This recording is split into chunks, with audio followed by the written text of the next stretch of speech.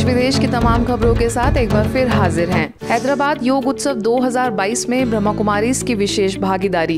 हैदराबाद में भारत सरकार के आयुष मंत्रालय ने योग उत्सव 2022 का आयोजन किया, जिसमें सरकार ने ब्रह्मा कुमारीज समेत विभिन्न आध्यात्मिक और योग संगठनों को भी आमंत्रित किया था। इस कार्यक्रम को अंतर्राष्ट्रीय योग दिवस 2022 के 25 दिनों के काउंटडाउन के तौर पर एलबी स्टेडियम में रखा गया था। इस मौके पर तेलंगाना की राज्यपाल तमिलिसाई सौंदरराजन, केंद्रीय पर्यटन मंत्री जी किशन रेड्डी, केंद्रीय आयुष और महिला मंत्री डॉक्टर मुंजापारा महेंद्र भाई कालूभाई, आयुष मंत्रालय की संयुक्त सचिव कविता गर्ग भी मुख्य अतिथि के तौर पर मौजूद रहीं।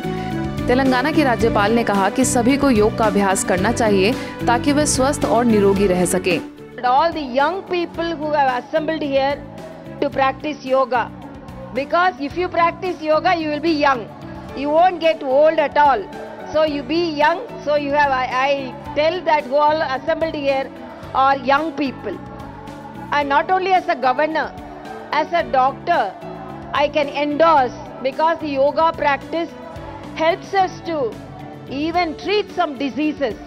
कार्यक्रम में ब्रह्मा कुमारीज की ओर से माउंट आबू से आए संस्था के कार्यकारी सचिव बीके मृत्युंजय, 1000 से ज्यादा बीके सदस्यों, कई फिल्मी सितारों और स्पोर्ट्स की हस्तियों ने भी हिस्सा लिया।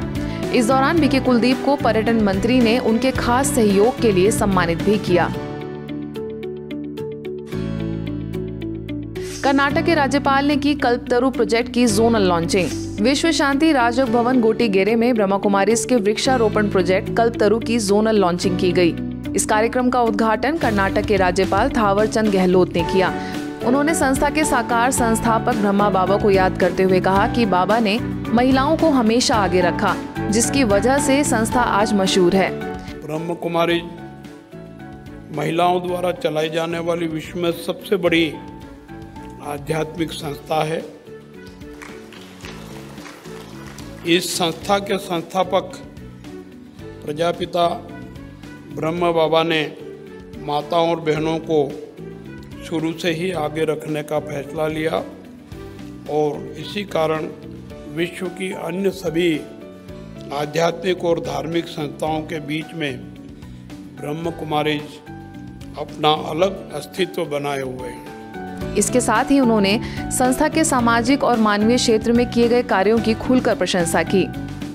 ब्रह्मा कुमारीज विश्व भर में फैला हुआ एक ऐसा आध्यात्मिक संस्थान है जो व्यक्तिगत परिवर्तन और विश्व नवनिर्माण के लिए समर्पित है।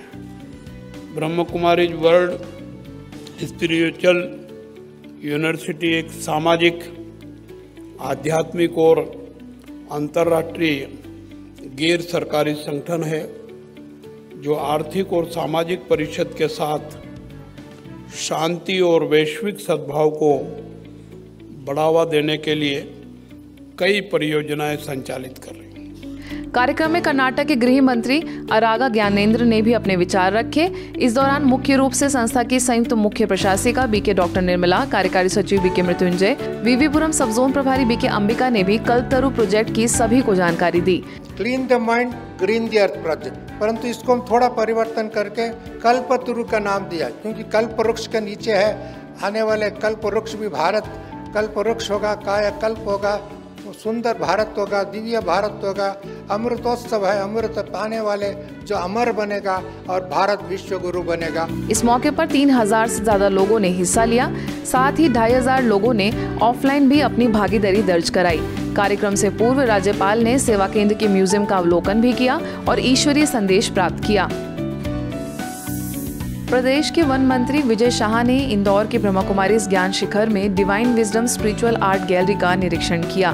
गैलरी देखकर मंत्री जी ने कहा कि इस तरह के आध्यात्मिक ज्ञान के गुह्य रहस्यों से सभी को वाकिफ होना चाहिए। उन्होंने साथ में ये भी कहा कि आध्यात्मिक ज्ञान की पुस्तकें भी स्कूली बच्चों को पढ़ाई जानी चाहिए। आगे उन्होंने ओम प्रकाश भाईजी सभागृह का भी अवलोकन किया और मेडिटेशन कर शांति की अनुभूति की।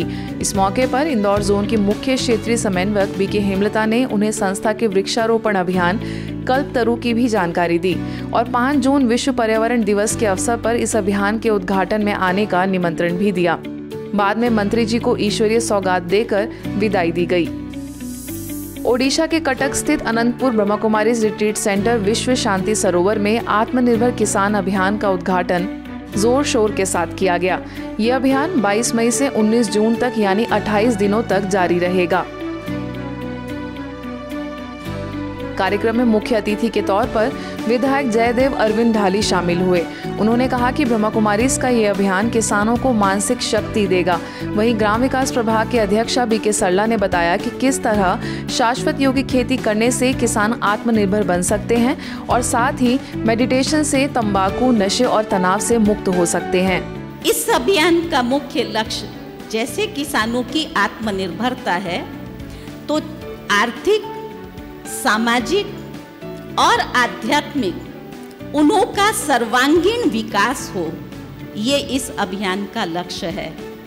क्योंकि किसानों का मुख्य व्यवसाय वो खेती होता है, तो आध्यात्मिकता के द्वारा वैचारिक क्रांति ला करके किसानों को मानसिक रीति से सशक्त करना।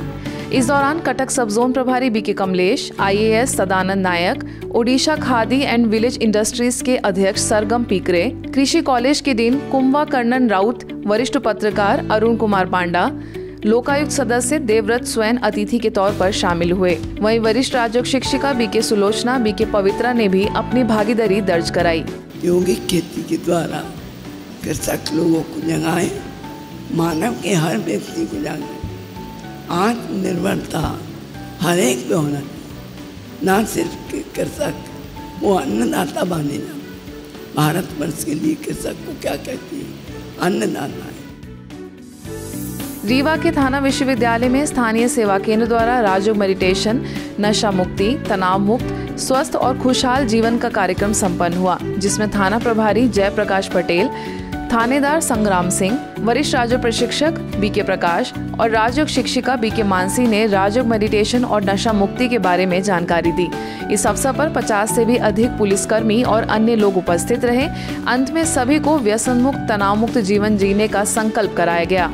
आज के बुलेटिन में बस इतना ही। देश विदेश की अन्य खबरों के लिए देखते रहिए मधुबन न्यूज।